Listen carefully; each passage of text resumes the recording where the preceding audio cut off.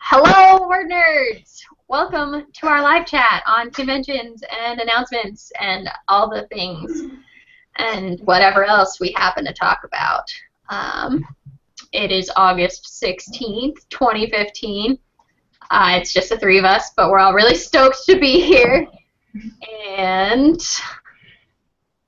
yes, I'm really glad that you told everyone the date in case we have someone who just like traveled through time and is like, yeah. what day is it?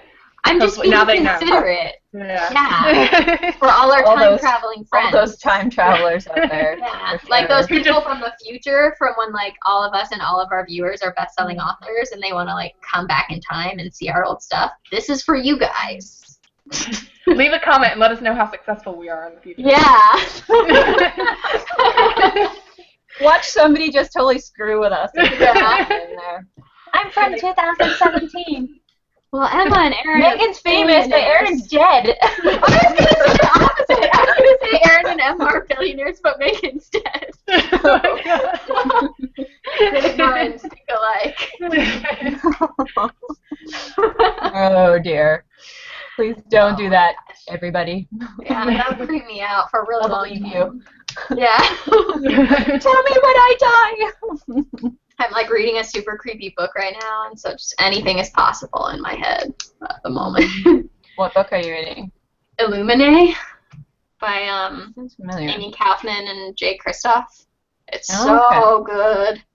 It's like the whole thing is like pictures and like briefings, and they have things crossed out and journal entries. Like there's no actual straight up like narrative. It's like someone is like reading all these compiled things and making a conclusion about what horrible thing has happened and what has to be done. Oh my gosh. Cool. It's so good. It just got really, really creepy last night though. And people are dying and so good. The book I'm reading, right before we got on, I got to the point where the main character's hands get cut off by her father with a hatchet. What? Yay! Yeah. What are you reading? The Sacred Lives of Minnow Bly. Oh, I've seen that cover. It's actually really, really good. My boss read it and she like raved about it, so I was like, oh, I have to read it now.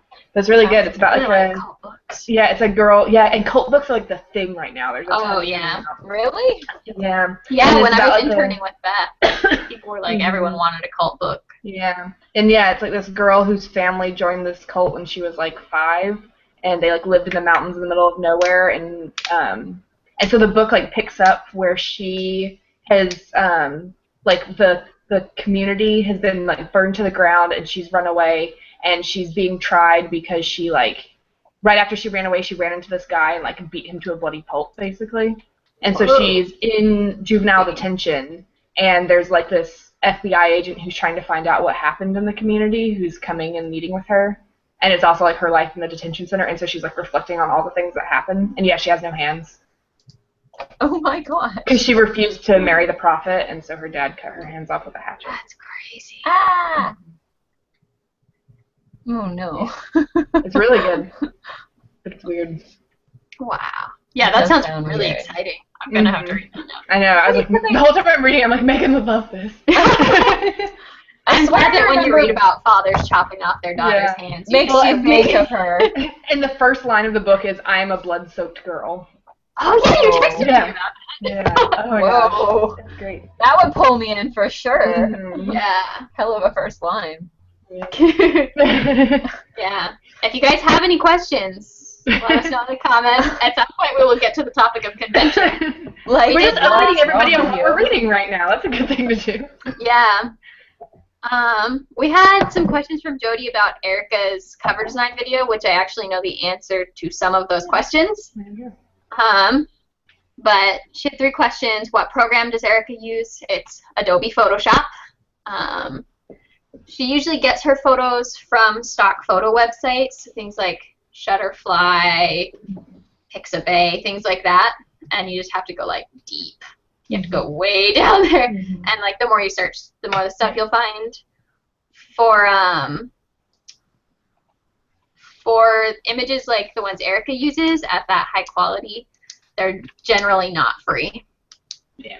And for Photoshop, you can get either the entire Adobe Creative Suite, which includes like Photoshop, Premiere, Illustrator, InDesign, like all of that stuff for like $30 a month, or you can get just Photoshop for $10 a month.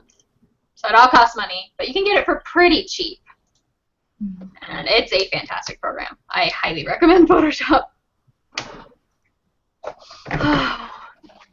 So, I was gonna say a note with that is with the pictures and the fact that she has to pay for them. It's probably a best idea if you're gonna be designing covers that you pay for whatever pictures you're using. Because if you just like Google pictures and like pull them, there's a very good chance they're copyrighted. Yeah. Yes. Always go through a stock photo website. Yeah. What's that main one called? Yeah. Shutterstock?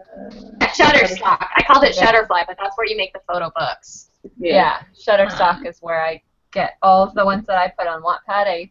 But just buy them from Shutterstock. It's not worth a potential lawsuit or something when someone catches you using it, even in a free book. Yeah. There are, with Pixabay.com, that one you get all the images for free.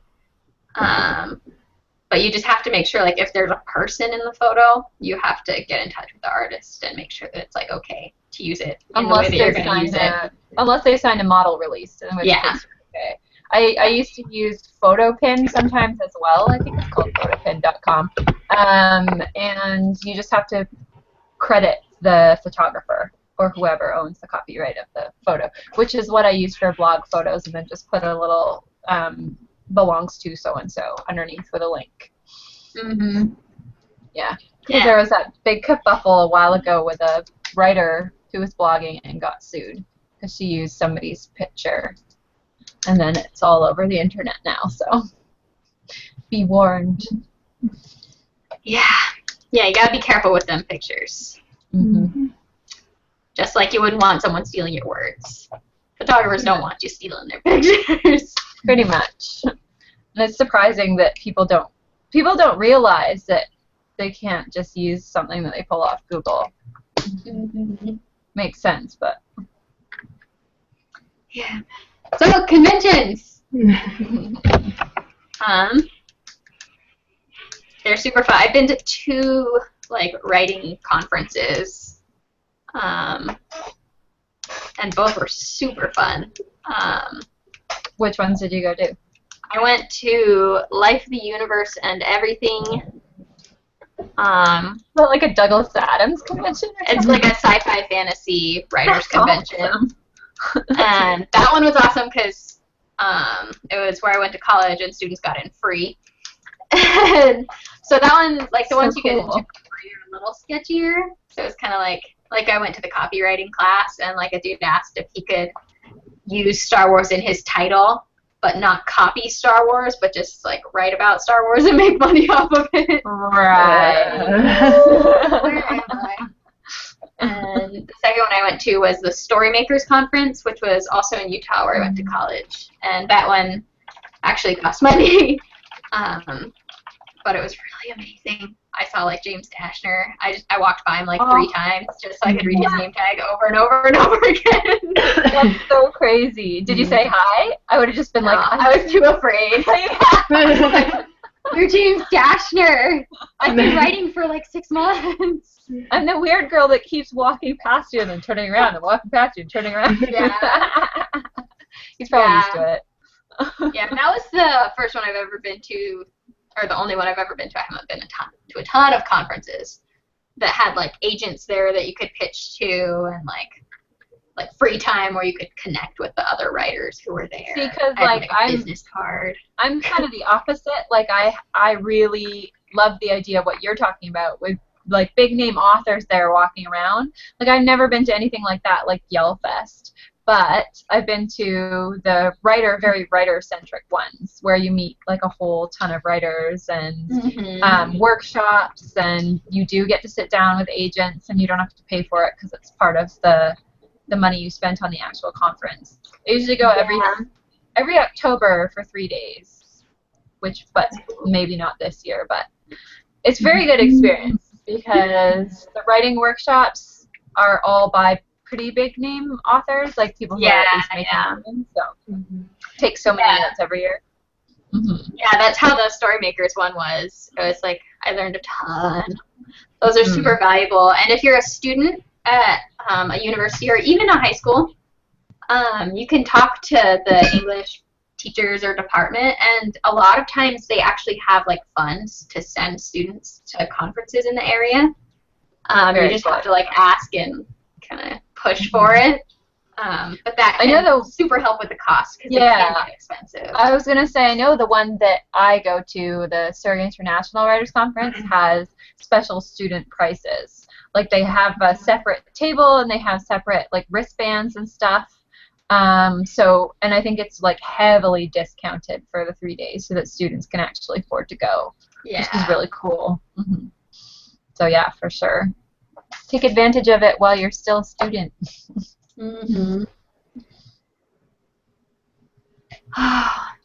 What are some things that you guys would recommend? So, say hypothetically we are going to a conference and it's got like several days, and we're going to be there. What would you guys recommend that we bring to that sort of conference? Hypothetically. Video cameras. Taping everything. Books, definitely. Yeah, depending on the type of depending conference. on the conference, yeah. Yeah. Usually even the writer-centric ones will have like a signing event with all the major authors. That's good to like take note of which authors are at the event and bring their books if you have them. Or that's a good thing to know for any conference you go to is figure out what is happening with books. Because like if you go to something like BEA, you don't really bring your books because you're getting books at BEA. Yeah, exactly. You're getting books at BEA and you're getting ARCs signed there. That's the dream. Emma, have you been to BEA before?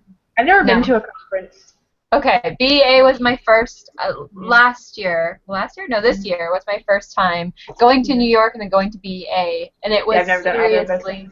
Oh my God, BEA blew my so mind. jealous. Just like walking so in, jealous. it was like the gates of heaven. Like there was like two massive posters on either side. Like literally, I've seen the pictures. I saw all the pictures all weekend. I was just like stalking Twitter. I was stunned at how big these posters were. I can't imagine being the author. I think one of them was Red Queen. And just having like that massive, like, what do you do with that afterwards? It's the size of a house. This poster. Take that home. Yeah, size of a house with it. Put it where? Like, wallpaper my walls with it. It's so massive.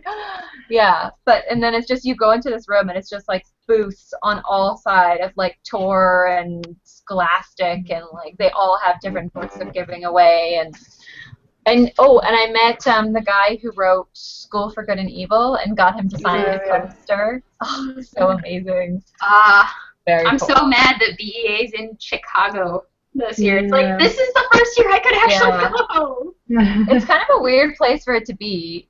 Because I always think New York has very, like, central, like, that's where literariness is. Yeah, those are the publishing companies are. Yeah, actually, ALA is in Chicago a lot, I think. Like, I think they do ALA. ALA Midwinter is usually in Chicago, I think. Yeah.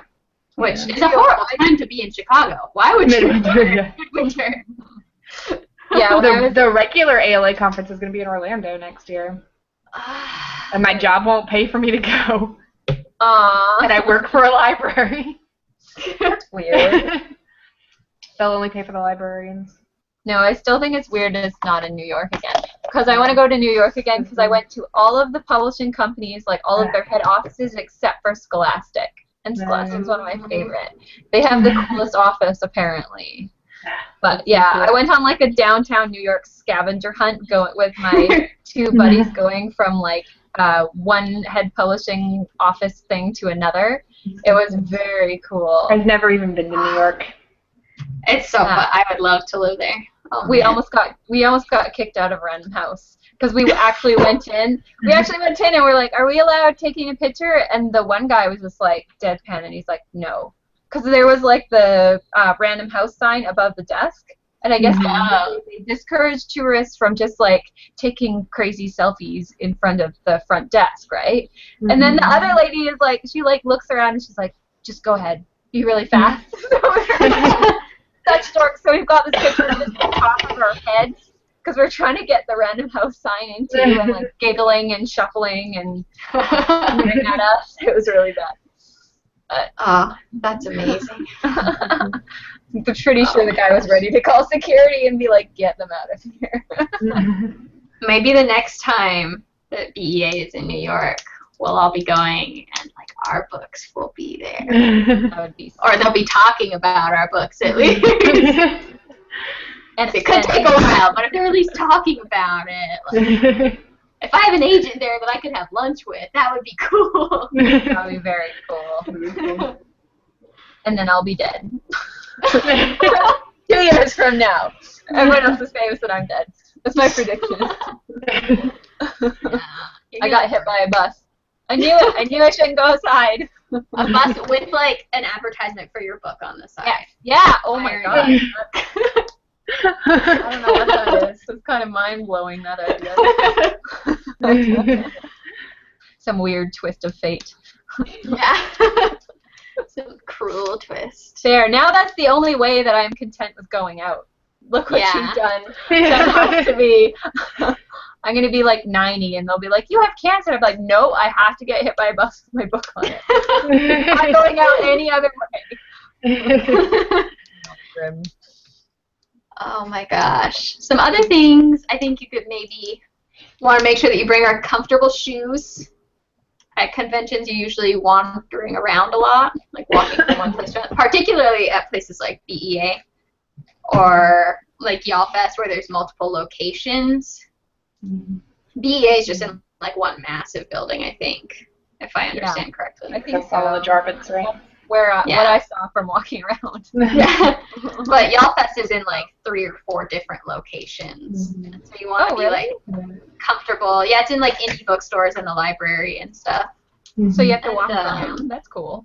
Yeah, for like the different events because it's this like really cute downtown-y area. That's what I did go to another conference. I went to the Vancouver International Writers Festival, and that's what they had it like too, because it's a small little town. And that's the one I actually spoke at, which was a very, very strange experience. It was the most terrifying. It was the most terrifying experience of my life because it was not a small crowd. And it was like lights in your eyeballs, and you can't see anyone, and you're sweating. It's But I wish I could have walked around the town more. This is very cool. Yeah. Like Galliano or something. I had that wrong. So yeah, comfortable shoes, clothes for lots Water of bottle. different kinds of weather. Water, so important. Water. Oh, and snacks. At BA, there were a couple times I was like, I'm going to pass out, but I have to wait in this line. Bring snack bars. Like, I will get this signature, or someone will carry my passed out body to the table, and they will get this signature. Yeah. Oh my goodness. Yeah. Let me double check to see if we have any questions. You can ask us any questions about anything. I'm not sure how long we can talk about conventions. Tim waves hello. Hello, Tim. Smiley face. Also, you probably want a bag to carry, said water and snacks, and books and notebooks and things like that. And Something if you're that's going not to going to kill your BA, shoulders. if you're going to BA, you don't really need bags. Because I got like 3 tote bags while I was there. They're giving them out. So. That's the dream. Yeah. Free stuff. Pretty much. Here's your free tote bag and free books to fill it. Sweet. I really need like a water bottle right now, but I'm like refusing to buy one because I just want to get a free one from somewhere, and I'm trying to figure out where I could get one from. Because there's some sort of like conference or something that will give me a free one. Like I work at a university. I should go to like the different booths when they do exhibits and pretend to be a student and get free water bottles. There you go. Pretend to be a what? A student. A student. Yeah. So yes, I am interested in student government. Give me And your free water bottle. Tell me more about your water bottles. And all the places that have free pens, I'll take all of those. That's a good idea. That's funny because that's exactly what I was thinking about yesterday. Because I was like thinking about what to make for Frost when it comes out. I'm like, I can make pens, I can make bookmarks, and then I'm like, wait, when I went to BEA, pretty much I kept like 2 things, which was I think a button and a sticker, and then all of my bookmarks are gone by now. Like I've either lost them or thrown them away. So I'm like, I don't know if this is particularly effective. Yeah. I don't keep some of the book swag unless it's pretty I only cool. keep bookmarks that I really like this one. I'll show you guys what I'm using right now.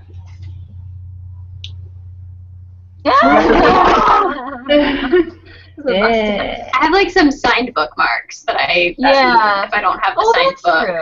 That's true. Well, that's a good idea. Signing bookmarks. Why don't I just get so nervous about handing things out like that. Like when I went to the Storymakers conference, Jared helped me make like some business cards, and it had like my name and my website and my email address if they wanted to be critique partners or whatever. And I handed out like one because every time I thought about handing one to someone that I'd been talking to, I just got really nervous and just walked away. Oh gosh. See, because what's wrong with your after dog? a couple of Jared left. After a couple of years of going to Surrey International, I have them in my pocket. That's the other thing. You want business cards and you want them accessible. Because I've got like this giant Mary Poppins bag, and if they're in the bottom, you look like a total moron going, oh, hold on, let me grab a business card for you. Oh, wait 5 minutes while I like paw through this giant bag of all my crap. So I started, because the first couple of years I did that, and then I was like, no more am I going to look like an idiot. So I kept them in my like side pocket of my jacket, and then just handed the, and it's basically you just like, hey, get in touch, we'll chat or whatever, right? And then you just hand them your business card, and usually they give you one back because they want to network as well, right? That's why you're there. So the first year I was like you, and I was shy. Not after that. You get used to just giving them your business card because they want to give you their business card too, right? So no one's ever going to be like, I'm ripping your business card in half. Right in front of you. I never had anyone do that. The one girl I did swap cards with, though, I like put the card to the side and just like I was moving and I lost it and I didn't think of it, and I found the card like a month ago, and so I typed in her name, and it's only like 2 years later, but she has a book coming out in like a month. Oh, wow. It's amazing. Which is funny because that's exactly why you want to go to these interactions, because you want to meet authors that are potentially up and coming, people that are serious about it as well. A, to be friends, and B, because their book could take off. And if you're best friends at that point, it's like, hey, you can give me a blurb for my book, vice versa, you know? And I get business cards. I collect them in my little, like a lot of times I have a little lanyard thing. And I will just pop their business cards in my lanyard. When I get home, I just follow everyone on Twitter. Because that's usually where I say, oh, connect with me on Twitter. That's where I'm most active. And I actually got a lot of follow backs and stuff from that as well, that people you can chat with, you know. Yeah, it was like super cool because I remembered we sat down and she's like, oh, I'm working on this book right now. I'm about to revise it or whatever. It's like hot guys and their dragons and stuff. I was like, oh, that's awesome. That sounds really cool. I want to be on that. And that's like the book that is getting published or is published. That's awesome. Good for her. It's finally a pretty good house too. I was like, wow, what am I doing? Pretty good what? A pretty good house, like publishing house. Okay. Oh yeah. It's funny when you see, you're like, I'm so happy for her, and I'm so jealous. I'm also so happy for her. And you're like, but I also hope she hasn't looked me up and seen how much I haven't done since then. See all of the things I have not done. Yeah. No, conferences are great for that. Just making friends. For sure. Yeah. Yeah, because it can be so hard to make writing friends just like on the street or whatever. It's like, where do you meet them? You just sit in the coffee shop and stare at people until someone pulls out a laptop and starts writing. And then they're annoyed at you because they came for hello. Like, are you reading over my shoulder? Like, are you writing a story or a term paper? Especially if you do it with the crazy eyes. They'll want to be your friend, for sure. Yeah. Crazy eyes are always a win. For me, too, it would be like, are you writing a memoir or a YA fantasy? Because if it's a memoir, I'm gone. You can't relate. No, actually, it's funny because I met a girl at Civic last year, and we still have coffee all the time. Like, I'm meeting with her this Monday, actually, to have coffee. Because she's, like, the only person I know in Vancouver that just wants to talk about books 24/7, right? So I think that's one thing, like I was telling my husband the other day, I'm like, I hate wedding so much because I hate small talk. Like, you sit down, you're like, oh, what do you do? How's the weather? Oh, the weather for friggin' half an hour. But the writers' conferences are one place where I love small talk. And I can talk to anyone at writers' conferences because you just sit down and you're like, so what do you write? And then Tell me about it's just like, yeah, tell me about your book, tell me about yourself, what do you write, what's your genre? And then it's amazing because the whole table starts talking to each other. And that's one of the reasons I think I always go back to Civic, is just because of the people mainly. Yeah. I at the first like big conference I went to, the only big conference I went to, if I haven't clarified that enough, I'm a conference noob.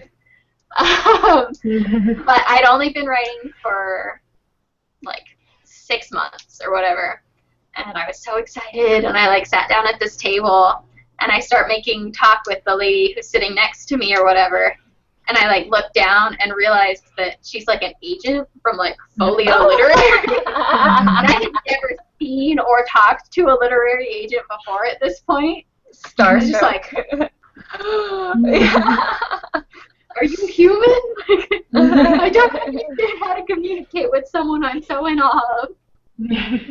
It's funny because they do that at Civic. They sort of do it without warning too. So every time there's either an editor or an agent at each table. So you have no idea who you're going to get, and you have no idea who it is, because most of them I noticed, I don't think it's an accident, but they usually have their lanyards turned over, so you can't necessarily know, because they probably want to eat. So they don't get pitched to. Well, exactly. Like, who wants to get pitched to while they're trying to eat their food, right? And normally, and so I did the same thing halfway through a conversation. I'm telling this woman, like, I was sort of bragging a little bit about Wattpad and stuff, and like, because I'm really excited to talk to people, and that's just what I do, is I talk about Wattpad. And halfway through the conversation, she leans forward and her lanyard flips over, and sure enough, she's a literary agent from like a pretty big literary agency. And she's like, oh man, at the end of the meal, she's like, it was so good talking to you. Like, I really wish that, all I do is represent romance, but I know somebody who does YA fantasy. Do you want me to put in a good word for you? Right? What?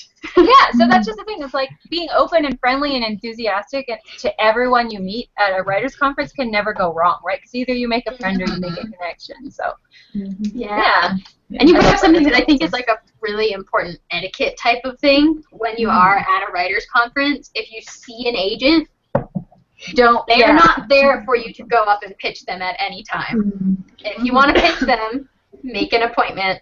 Some conferences it's already included in the cost. Others you have to pay extra. It does depend, though.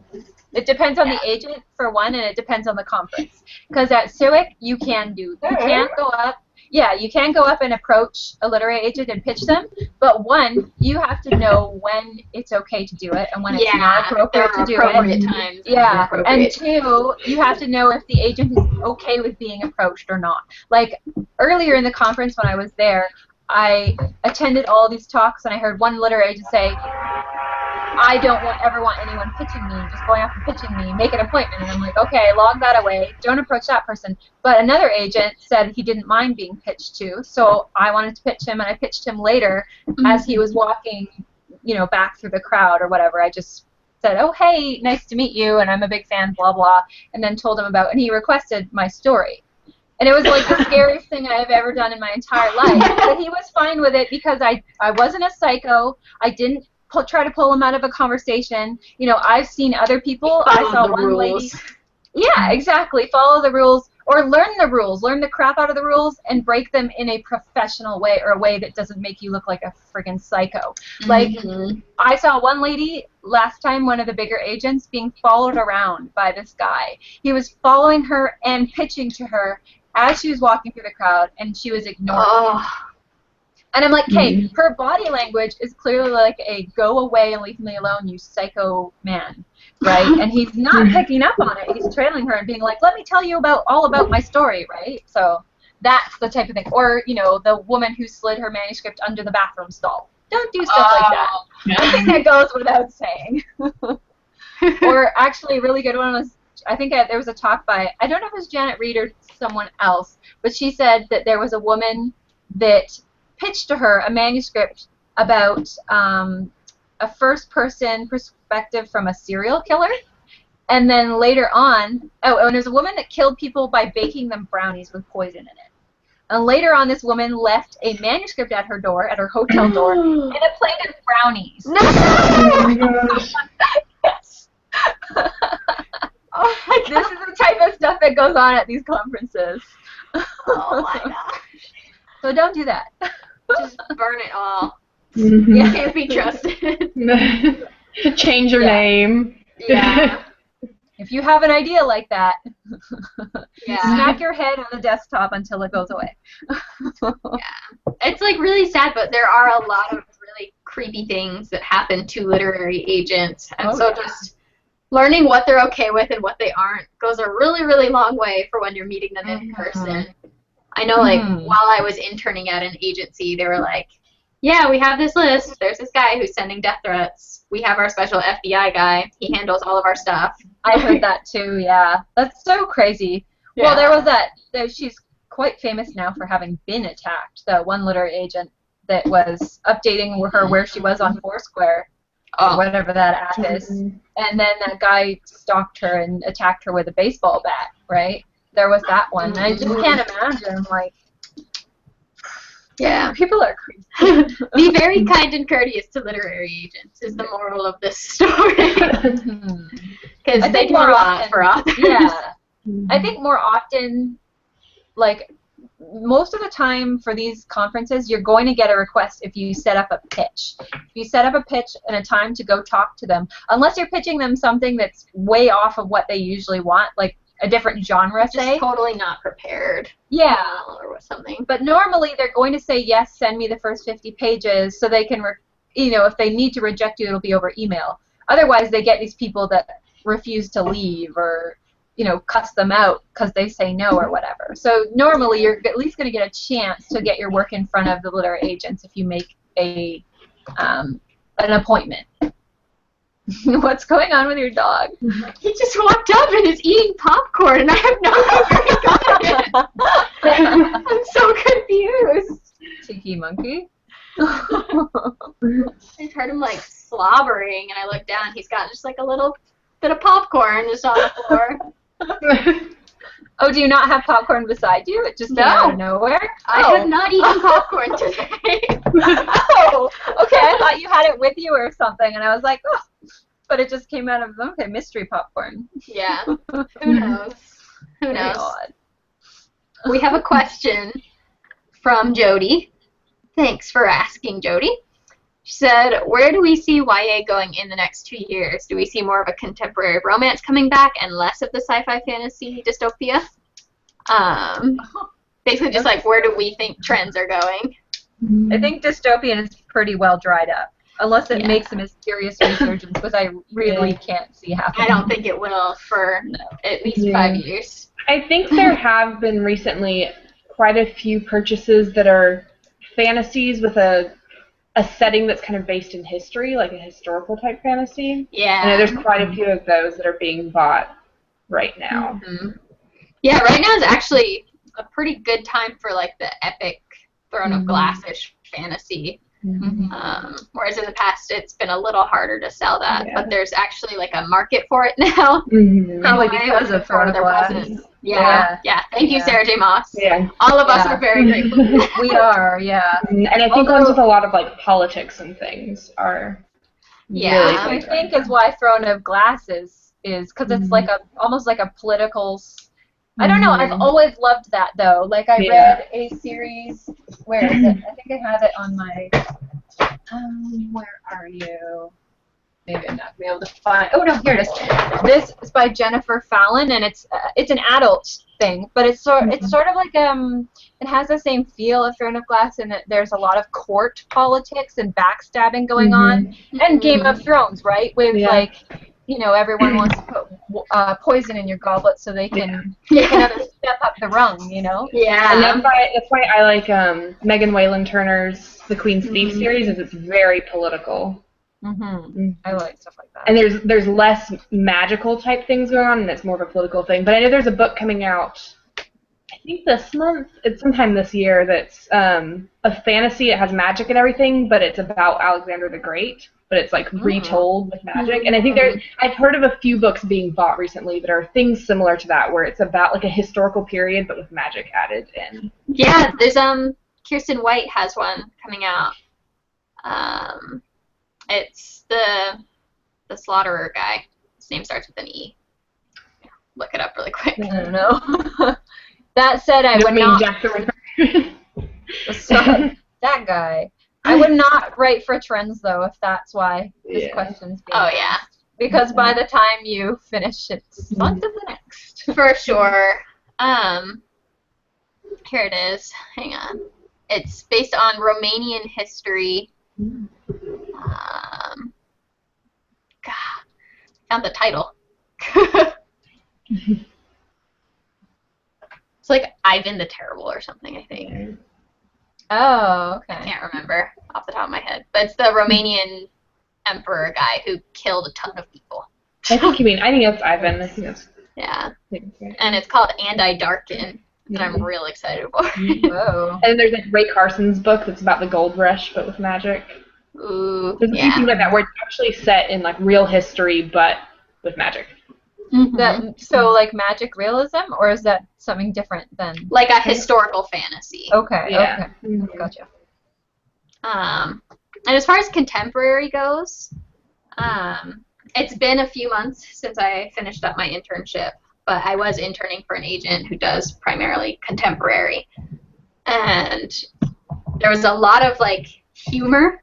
Like lots of agents are looking for funny, kind of maybe like coming off the high of like books like The Fault in Our Stars, where you just want to drown your sorrows afterwards. So a lot of funny, and definitely diversity is so. I don't think you can call that a trend. I think that's just people becoming aware and that it'll be a forever thing. But it's becoming pretty darn crucial. Yeah. Especially in contemporary. Like they want to see people with disabilities, people with mental health problems, people who just aren't white, straight, cisgendered humans.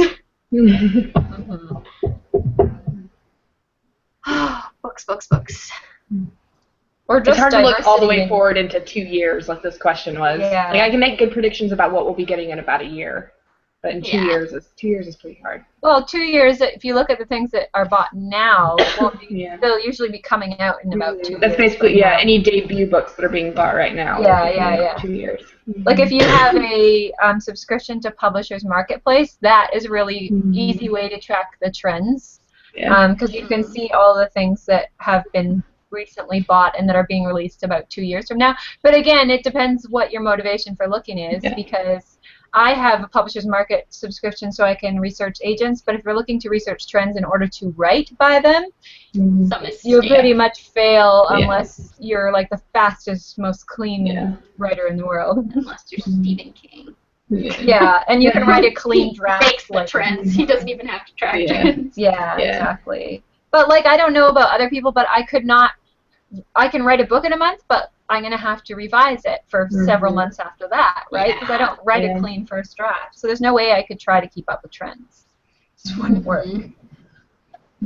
Yeah, something great is I think YA is just growing bigger and bigger and bigger. In general. To the point where it's like I can walk, there's like a section with several shelves for YA books, and I can go and find almost anything I want now, which is amazing. And it wasn't always like that back in the I think the best thing to do, I think, is try to, write whatever you want to write, really, and what you're passionate about, because that's what you're gonna. That's when you're gonna sit down and write the entire book and enjoy it and continue to enjoy it all the way through. But also try to think of stuff that people aren't doing right now. Not necessarily things that people have just done, like dystopian, because that's already been done for a while, but like really new, weird stuff that people haven't touched on yet. You know, that's what makes the trends rather than following in the tail of the trends, right? Mm-hmm. For sure. And like we won't pretend like trends don't matter. They definitely matter to some degree. But someone always writes the book that like really gets it going. So why not see if that can be you? Exactly. I always think that I will just stick with writing what like my next crazy big idea is that is like obsessing my brain, right? Because that's the only thing. If I, I've done it before where I'm like, this is really popular, I'm gonna try to write it, and I'll get like 20,000 words done and be sick of it because it's not really what was on my mind to write. I don't think I can force an idea. Same with if I have two ideas and one is more in my brain than the other one is. Even if the other one's more commercial or something, I can't write that first. I have to write the one that's really front and center. Yeah. Yeah. I always go for. I'm very into like challenges.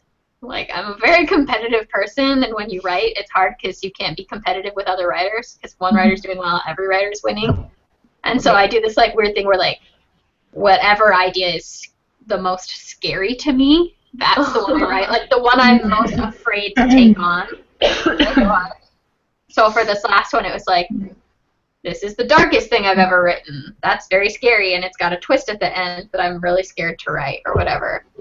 And with this new one that I'm going to be doing for Nano, it's like, oh, this is a contemporary, and I've never written a contemporary, and it's a love story, and I don't like love stories. I do love love stories, and I like writing them, but I don't feel like it's my forte yet. Oh, when you told me about your last one, not the one you're writing now, but the one that's out with agents, I was scared. Like, I could not write that. I was like, you're brave. Pulling that off. I think I was like getting ready to give up on it, and I watched that commencement speech by Neil Gaiman that he gave at like Harvard or something. And he actually talked about that. He was like, if it scares you, you need to write it. And it's like, are you God? Are you speaking to me right now? Giving you a Neil message. Gaiman.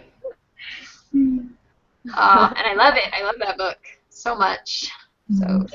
And I think it's always like good to know that even if the book that you're really wanting to write right now is something that's currently overdone, go ahead and write it, and maybe you won't be able to publish it immediately, but maybe one day down the road it'll be the right time for it again. It is also possible, like I've definitely seen agents say in Q&A and things like that, yeah, the market is oversaturated with dystopian, but if I find one that's really unique and really well written and hooks me in, I'm going to offer on it.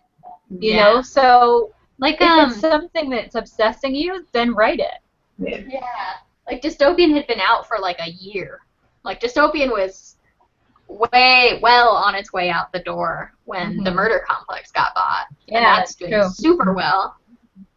So. I think dystopian is such a broad genre that it's never going to completely go away or be completely dead. Whereas things like vampires, that's a lot narrower of a focus. And it's hard to vampires. Yeah, it's hard to do it so that there's a big spin. And even if you do a big spin on it, that spin has probably been done in some capacity because there's such a huge amount of lore and books on the subject. Where dystopian's just like more of a concept almost, like like I think we're seeing it shift a lot into like fantasy and sci-fi.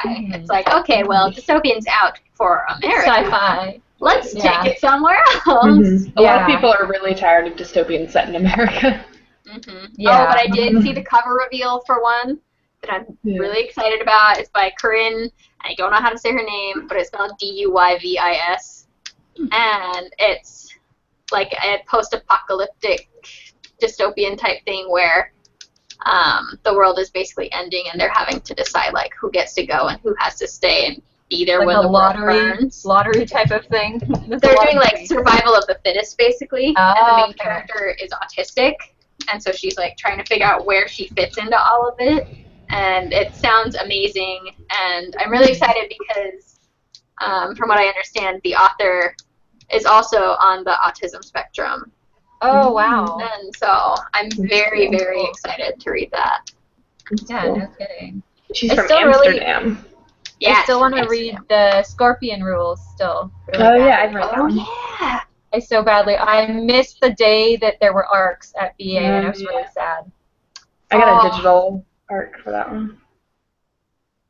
I want it in my hands because it has a really cool cover. It really does. It's beautiful. Mm-hmm. Ooh, Corinne, however you pronounce her last name, has really cool hair. Yeah. It's pink. And really short. My friend was saying her agent said that sci-fi is going to be really big in a little bit. I Apparently. believe that. Yeah. I've seen lots of people who want space pirates. Space pirates. Yeah, I've seen like 5 or 6 agents who are like, if you have space pirates, give them to me. Which is like, I have a space pirates idea, but I don't love it yet. Yeah. So It's don't- the right time for it, It's yeah. gonna stay over there for a while, but I don't want the space pirates. I have sci-fi I'm doing, but no pirates. Dang. I don't think I'm going to shoehorn pirates in just to meet the And then there were pirates. Wait, why are there pirates? Yeah. I think sci-fi is just one of those genres that like hasn't been fully explored in YA yet, and people are ready for it. People are talking about how they want it now. Yeah, I think pretty soon there'll be a really big, like Hunger Games level YA science fiction, and then it'll set off another wave. That's my guess. Yeah. We shall see. Also, I really like that bright blue color that you're painting your nails. Oh, thank you.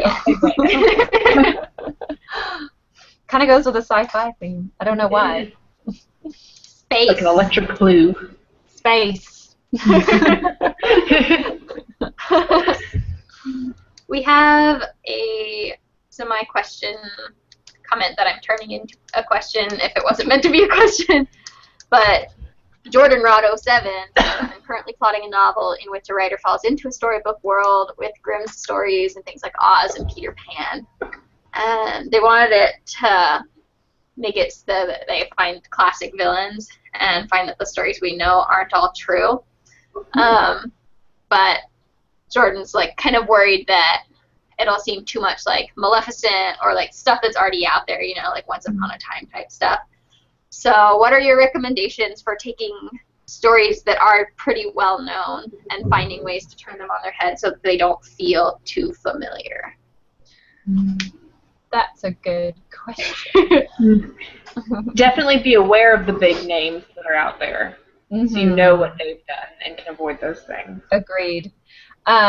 Like if you take, what am I thinking of? Oh, Dorothy Must Die, where she's taken Dorothy and made her evil, basically. If you can find something like that, it really flips something on its head. I love stuff like that. I love characters I recognize that kind of blow my mind with something that I never would have pictured them doing or as, you know? Yeah. Well, and like Once Upon a Time made Peter Pan evil. Yeah. He was a great villain too. He was. Ugh. He is a good villain. Actor. I hated the character so much, but I wanted him to stay just because the actor was so good at it. Yeah. It was very good. Yeah, I would definitely say if you're writing a book that's involving fairy tales, you should check out at least the first 2 or 3 seasons of Once Upon a Time. Just to make sure that, because they've done a lot, and it can be really inspiring to see some of those things, and like Emma said, it's really good to know so you don't accidentally copy something. Exactly. Just like any genre you want to write in, you need to know the market and what's already been. Read extensively, and then make sure you don't do anything that's too similar, because you will get people comparing it. Yeah. But also be aware that with fairy tales, they've been in these classic stories, they've been around for so long that in some way, whatever it is you're going to do is going to have some similarity to something else. So you're not going to be able to 100% avoid it, but it needs to be unique enough that for someone who actually reads your book, they know that it is different.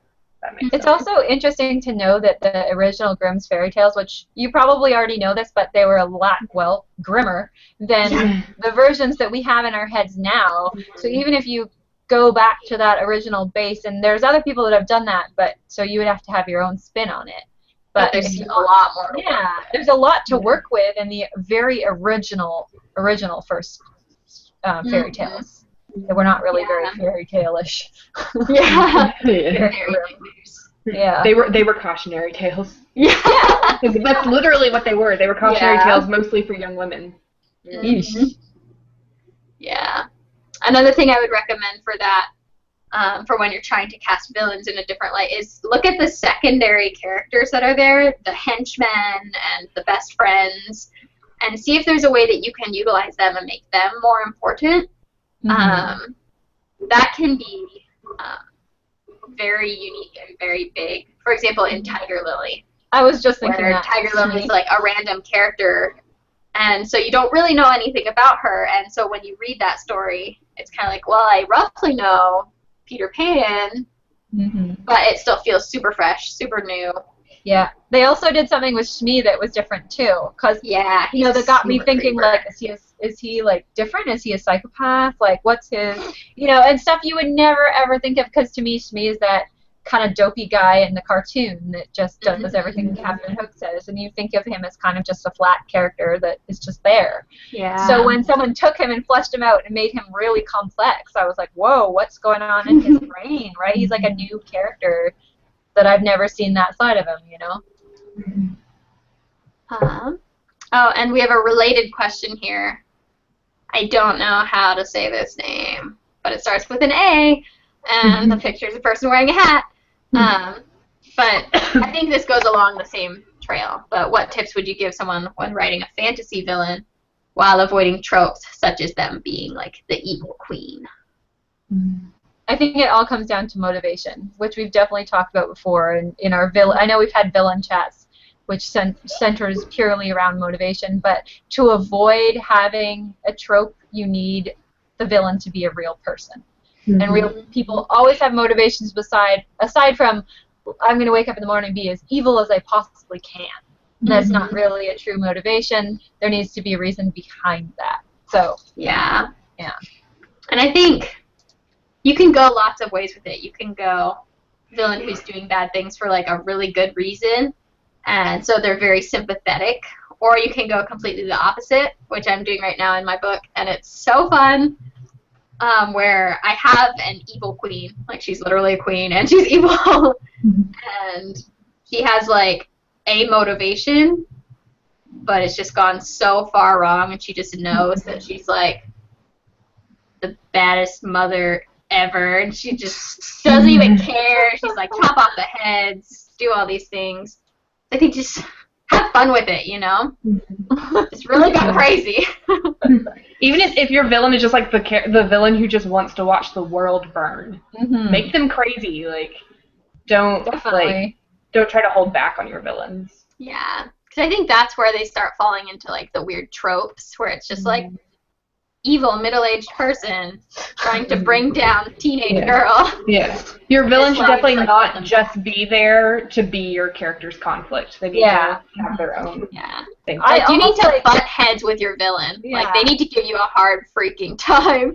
And you need to, like, before you even write the story, I would sort of, you don't have to write it down on paper, but sort of write your villain's story in your head from his or her point of view. Like, so that way they become more than like this 2D flat character. They become three-dimensional, and they have their own story. They're the good guy in their own story, basically. Because, you know, they kind of have to, if they want to watch the world burn, why do they want to watch the world burn? There's usually a reason, and not just that they're really mental. Yeah. Occasionally, Occasionally they're just like really, but not often. And occasionally they're just really power-hungry, terrible people. Which would be a motivation, right? They want power. So it still comes down to motivation. And if they're completely deranged, it kind of just makes it more fun, I think. Yeah. But that, you have to go kind of dark if you're going to do straight up deranged. So, like, if that's not what you're comfortable with, then maybe find a different way to make your villain more, like, sympathetic and things like that. There's nothing worse than the villain that is portrayed as really portrayed as this deranged, crazy, evil guy, and then in the end is like, oh well, and then monologues for a bit or something, and doesn't do what he's supposed to do, and just doesn't actually like kill anyone themselves. Because it's not realistic. Or bad guy that says, oh fudge, when he's supposed to be just like the most evil, vile thing. It doesn't work, right? Yeah. And there's also your villain can have different levels of involvement in the story, because I was just thinking about how, like, Throne of Glass, the king is really scary, but he's really not involved that much in the story. He's kind of just like there lurking in the background. He doesn't even have a name. We don't even know his name. Like he's just there lurking like as a threat. But it works. I feel like in that story arc, though, there might be a final clash with him. I think there totally is going to. He's just lurking in the background, like waiting for that to come up, and he does terrible things. Even better, it makes it like 100 times scarier. You're anticipating. You're just waiting for that comment, for like him to know who she is, and totally. Yeah. So it's the anticipation of the villain is what works. Oh yeah. Oh yeah. What you can't see is always more scary than what's right in front of you. But it's like video games when the boss is sending out his minions and you're like fighting all the smaller level minions and then you have to get to the big boss. Well, and it's like I feel like in those books he's always kind of just like lurking in the background, and then there's, I'm not going to spoil it, but at the end of Air of Fire he does do something very bad, and it just like freaks you out. It's everything you expected him to be this whole time. Such a good book series. Man, I was just picking. I read the most start of Court of Thorns and Roses. Is that what it's called? Yeah. I just finished that, and just cause I wanted to, I just sat down and started picking apart the writing, and she's so good. She's so good. Because I'm like, I got really into it, and I'm like, okay, how did she get me really into it? Like, why do I like the characters so much? And I'm just trying to pick apart. Even just like the details of her writing, and blows my mind. So good. Because the writing is like, if you look at it and you break it down, it's pretty simple. Like, it's not literary, but it's just, there's a quality to it that's just magnetic, that sucks you into the story and the characters. It's just gorgeous. Yeah, there's nothing fancy about her writing, but that's what I like. I think it has that. And it lets you, it pulls away everything except the story, which is I love simplistic writing, but is also elegant, which is what I think she has to a T. Which is funny because when people are like, Twilight, I'm like, I think it had the same qualities, but it was more raw. Like she hadn't polished that. It wasn't elegant. It was just simple and raw. And if she continued to perfect her craft, it would have been along the same lines. But Sarah J. Maas has that. But it's beautiful, you know. Yeah, because she's been writing. She's been writing this story since high school, so. Which is why she's perfected that simplistic, beautiful writing that I love so much. Because sometimes I don't like literary work because it's like, oh, that's a beautiful sentence, but now I'm thinking about the beautiful sentence. I'm not thinking about what the character is doing. You know, it's interesting. It's like what they want. They're like, look at this beautiful sentence over here. And look at the character. The character makes no sense. It's funny because I'm reading a book right now that is actually really good, but it's called The Girl with All the Gifts, and it's a really interesting thriller, but it's kind of on the literary side, and it's third-person present tense. And it's funny because I find that really strange, but it's very literary, and the writing is like, it gets fancy in places, and it bothers me occasionally. The story is really good, the characters are really amazing, but occasionally there'll be a certain turn of phrase, and it will just be in third-person present tense, and it'll be so weird that it pulls me out of the story, you know? It always takes me a really long time to get into third-person present tense books. Yeah, that's what I found. The only thing I didn't find that with was The Night Circus, because it was kind of, I think that was just sections of it, or was it the whole way through? I can't remember. I think it was just sections. Yeah, I think it was just sections, which is why it kind of created a cool different and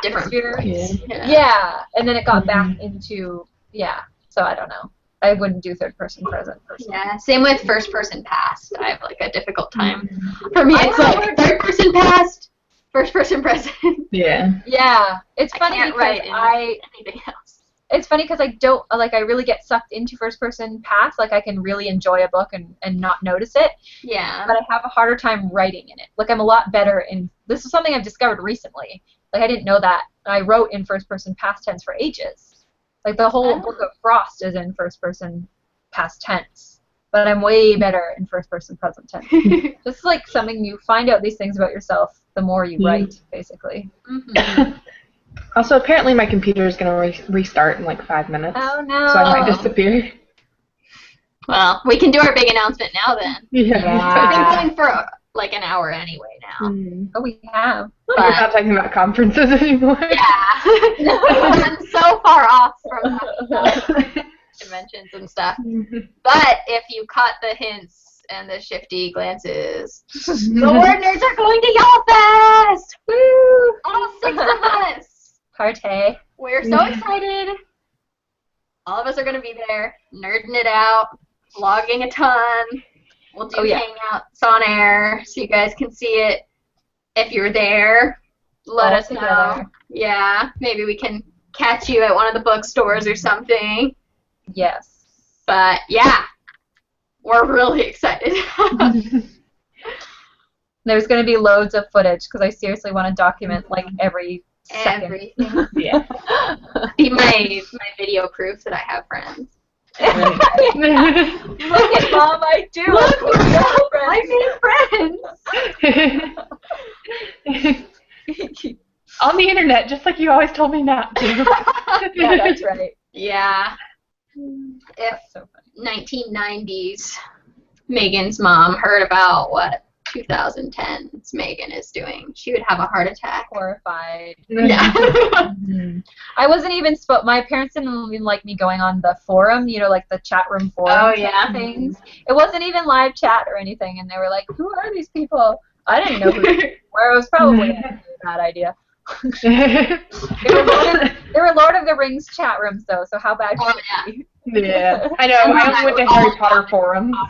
We like made our own Harry Potter forum. Yeah, we did. It was the Time Turner. Yeah, the Time Turner. And we were moderators on another one. I can't remember which one it was. Yeah. Yeah. That's awesome. Oh yeah. I miss those days. I wonder what happened to the Time Turner. Did they delete it, or is it I still tried to look it up out there before and I somewhere in can't the find ether? it. Yeah, I've tried to look for it and I can't find it, so I don't think it exists anymore. And I can't remember what the other one was that we were moderators of. Yeah, because We it did wasn't the Rebel. that other one. It was.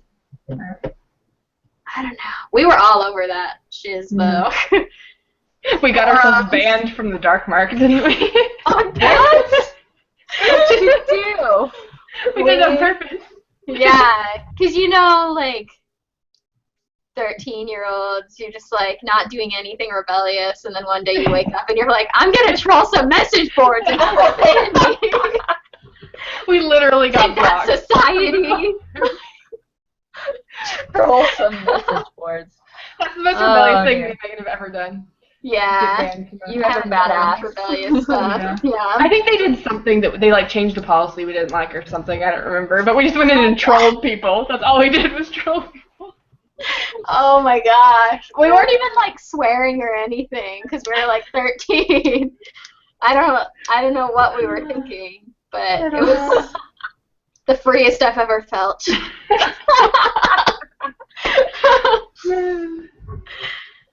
I wish dear. that like meme existed back then, the one where the guy's like, looks like we got a badass here. I feel like that was us at that time. It's true. Oh, That's awesome. oh, let me check the comments again. Yes, Y'all Fest message boards. We're super excited. Yes, we are. Oh. So, let us know your thoughts about Y'all Fest in the comments. If you live in South Carolina, you should go to Y'all Fest, and we will talk to you at a bookstore. It's basically free, Yeah, unless you want to pay for things. yeah. That's what the Word Nerds love most about it. So we just have to pay to get there. Which is all we can afford to do, since none of us are super, super wildly successful authors. Pretty much. Oh. But I will check one more time for questions. We should probably wrap up, since Emma's computer's going to die, Yeah, I'm and then about it'll to be the disappear. awkward moment of, should we keep going or should we wait for her? You should sign up. Yes. Check the comments. Looks like we don't have any new ones that I'm seeing. So, thank you so much for joining us today, Word Nerds. Let us know in the comments if you have any questions about conferences or writing or any of that stuff. Let us know how excited you are that we're going to be seeing each other in person, because I know that's really riveting for you guys who see us on the internet. We will all be on the internet in the same room. Yeah. It's going to be pretty crazy. It is. Who knows what will happen? Shenanigans. Malarkey. So that's the proper use of that word. All of those things. Yes, next week we will be having another live chat. Possibly a write-in. I don't know. Yeah. I floated that idea and no one replied. So I maybe replied. I love that idea. Thumbs up. So We write need in more writing next in. week. Yes. We will write all the words. And bye.